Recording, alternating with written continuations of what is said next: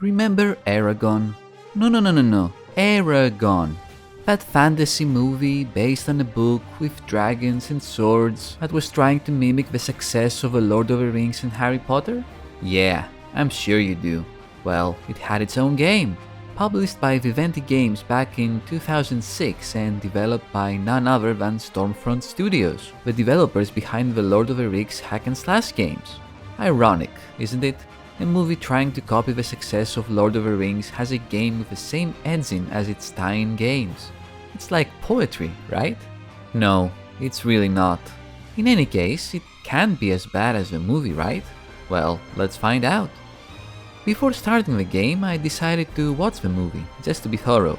It was definitely an experience. The game follows the movie's plot pretty closely, with some minor deviations. For those of you who don't know the plot, it's about an evil dragon rider named Galbatorix who killed all the other dragon riders and is now the king. An elf named Arya manages to steal one of the king's dragon eggs and, before getting captured by Durza, the king's demonic sorcerer, teleports it away. Eragon, a simple farm boy, happens to be close by when these events transpire, trying to hunt a deer, which serves as our tutorial level. Right off the bat, I was very impressed with the game's graphics. Nowadays they're nothing special, but they managed to capture that high fantasy atmosphere really well. And I particularly enjoyed the forest levels with their lush vegetation and beautiful landscapes. Other areas such as castles and cliffs managed to be imposing and grand in scale, but a bit too brown for my taste. The game's music was serviceable, nothing really special. There are some enjoyable orchestral tracks with a Celtic flair to them. Other tracks though are a bit too modern for a high fantasy game and they clash weirdly with each other. The sound effects left a lot to be desired, with basic sword swings and flash effects taking up the majority of a soundscape. Unfortunately, I found the game's performance to be lacking as well, with constant frame drops when things got too hectic. For a 17-year-old game, it's inexcusable, but it wasn't something that impacted my enjoyment too much. On our way to get the slippery deer, we become acclimated with all of Eragon's moves. He has a light and a strong attack with various combos associated with them, just like the rest of Stormfront's games. He can also use the bow, with unlimited arrows for some reason. Charging your shot to its fullest is most of the time an insta-kill, which is useful for ranged combat. Of course, you can also block any attack and do the Dark Souls and Witcher rolls to evade danger. Surprisingly, you can also jump and attack while doing it, grab onto ledges and climb across them. A very versatile moveset, making Eragon a pretty well-rounded character. The ability to jump and climb also adds a light platforming element into the game, making the level design more varied and immersive. It's nothing special, there are no platforming challenges of any sort, but it adds some variety and makes the environments more realistic, adding a small element of exploration too, with hidden chests and dragon eggs to find, unlocking useful power-ups and unlockable concept art and videos. Eventually, Eragon finds the stolen egg. It hatches, and the dragon emerging from within becomes his life companion, named Saphira. Of course, Galbatorix doesn't like that and sends his forces to Eragon's village to mess things up. Thankfully, Eragon is accompanied by former dragon rider Brom, unlocking the game's co-op mode. On every level you get a companion based on the story, which is great for some couch co-op fun. If only I had some friends. Anyway, it's time to engage in proper combat and pinpoint its main problem. Video game scholars call it the dominant strategy, which basically means you only need one move to survive any combat scenario, the knockdown combo. You see, any enemy that is knocked down can be insta-killed, so when you're surrounded by 5 or more enemies and you need to dispatch them quickly, moves and combos that knock down the enemy are more favorable. You can use the bow, you can grab enemies, you can use the environment and other combos, yeah, but if you want to be efficient, you'll eventually fall into the knockdown rhythm. Another problem I had with the combat was the fact that the game reads and stores your every input, even if you're hit or in the middle of another action.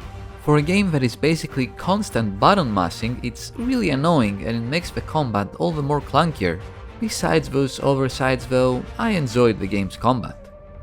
Escaping the village leads to more trouble, and this is where Eragon learns to cast spells, since naturally every dragon rider gets to have magic abilities. You can use magic in various ways, manipulating the environment, throwing spears, creating a shield, charging your arrows with magic, or lighting your enemies on fire, like a psychopath. It's all great fun and makes the combat more varied, even though I mostly used the magic arrow to knock everyone down. All those combat and magic abilities are all fine and make Eragon a very versatile character. However, there is one big thing missing from the game. There are no RPG elements, like in Stormfront's previous games. When a level ends, there is a status screen with some basic stats, and on most of the levels you unlock a new ability or new equipment, but there is no control in how the character is developed, which I feel is a missed opportunity to add some replayability and player agency regarding the gameplay. Playing as Eragon is all fine and dandy, but what about his dragon Saphira? Well, you get to play as her for like 3 levels, which is a nice novelty and helps break up the pace of the game. Saphira's levels are basically auto-scrollers where you mostly fight enemies on the ground and dodge the environment.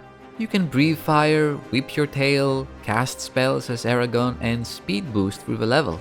It's pretty basic, and Saphira is pretty floaty, especially when she hits an obstacle, flying all over the place like a pinball, but like I said, it serves well as a pace breaker. I just wish you could have more levels as her, since they are few and far between, ending in mere minutes. It seems Stormfront Studios never managed to quite achieve a balanced gameplay pace, because in Eragon it's all over the place, just like in Demon's Stone and the Lord of the Rings games. Some levels can drag on for like half an hour and are very repetitive, others take place in a single arena, ending in a few minutes. There's variety in your mission goals at least, so that breaks up the monotony a bit of constantly killing enemies.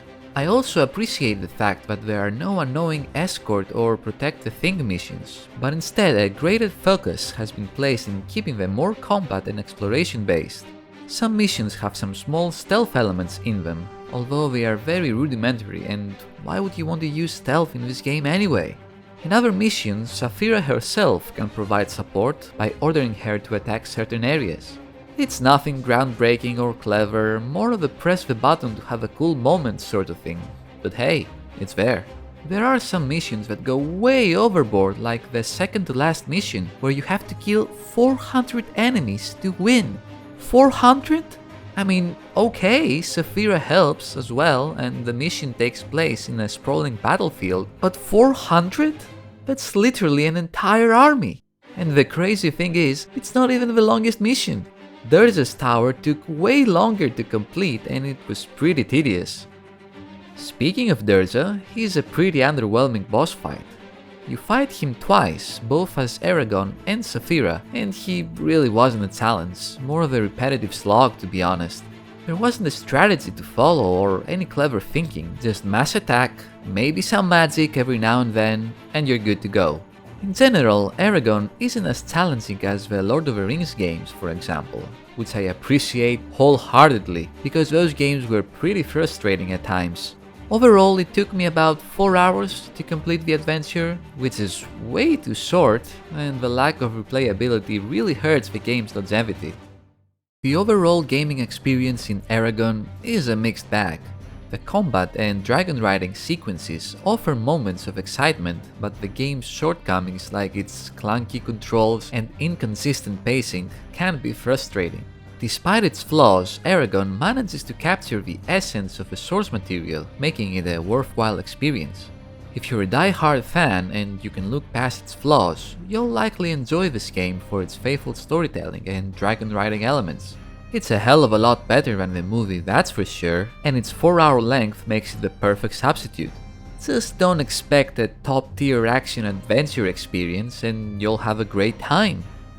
That's Eragon in a nutshell. If you've played this game before, feel free to share your thoughts and experiences in the comments below.